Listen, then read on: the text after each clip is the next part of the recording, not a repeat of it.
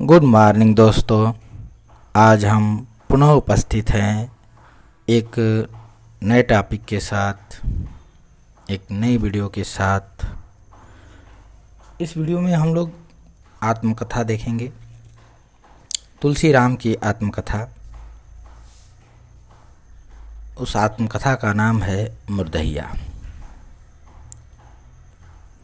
मुर्दहिया आत्मकथा जिसके लेखक तुलसी राम है। आज मुर्दहिया आत्मकथा की भूमिका पर हम विचार करेंगे। लेखक कहता है कि मुर्दहिया हमारे गांव धर्मपुर आजमगढ़ की बहुउद्देशीय कर्मस्थली थी।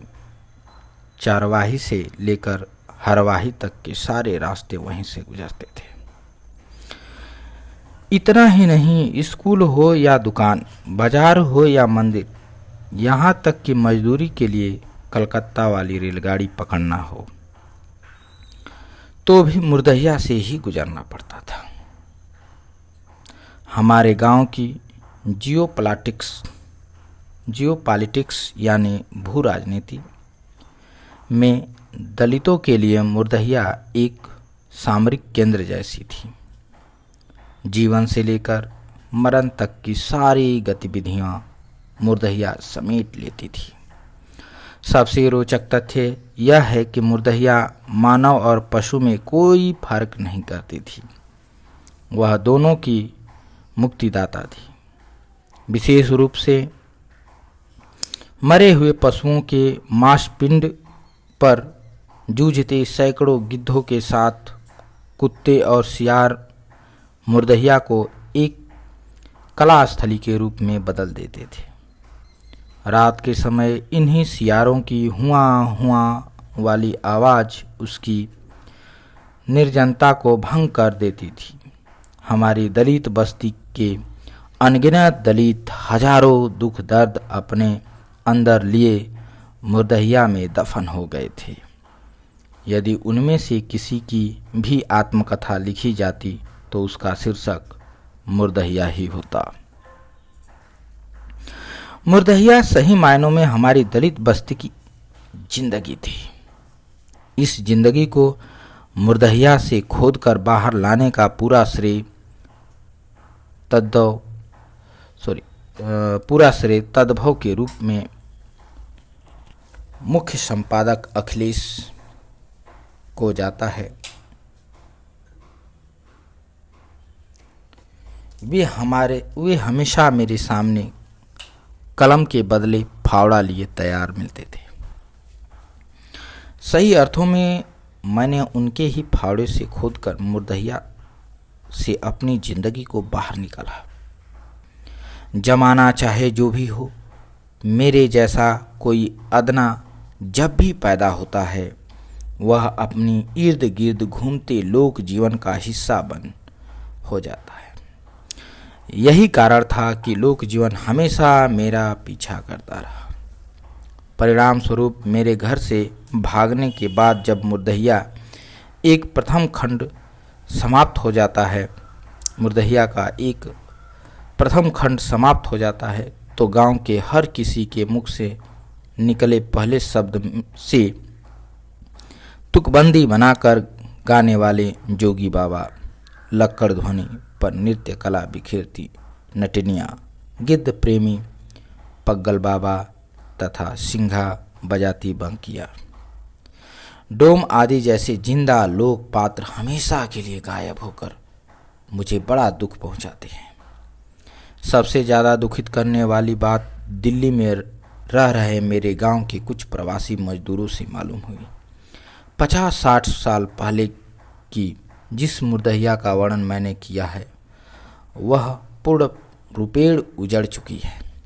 सारे जंगल कटकर खेत में बदल चुके हैं, जिसके चलते गिद्धों जैसे अनगिनत दुर्लभ पक्षियों तथा शाही सियारों और खरगोशों और पशुओं का विलोप हो चुका है।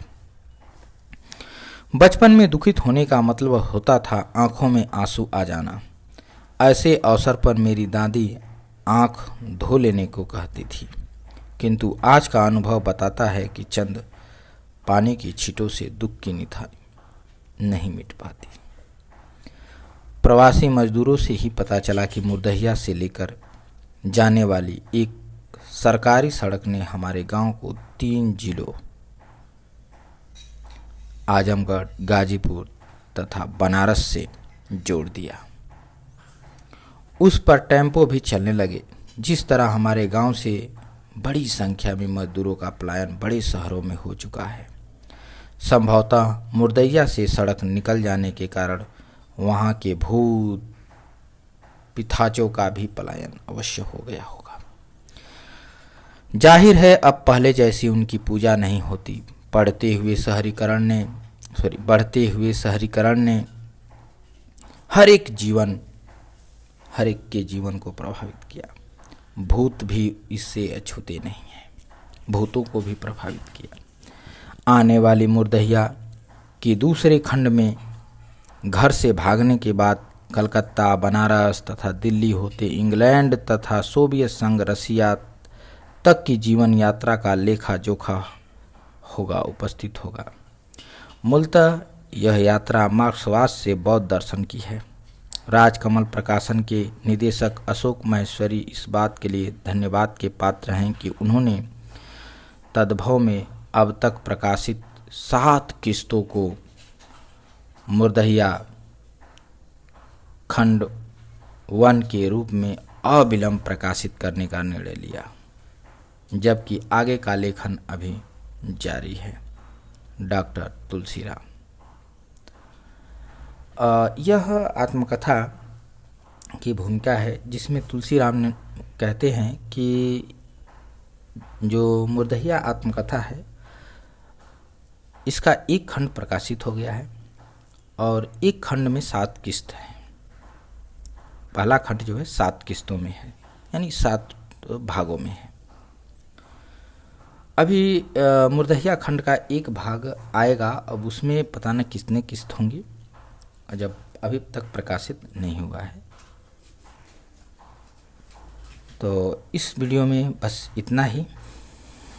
इस अगले वीडियो में हम लोग मुर्दहिया आत्मकथा का प्रथम किस्त देखेंगे या प्रथम भाग देखेंगे। तो आप सभी को वीडियो के अंत तक बने रहने के लिए धन्यवाद। मिलते हैं अगले वीडियो में मुर्दहिया आत्मकथा के साथ। धन्यवाद।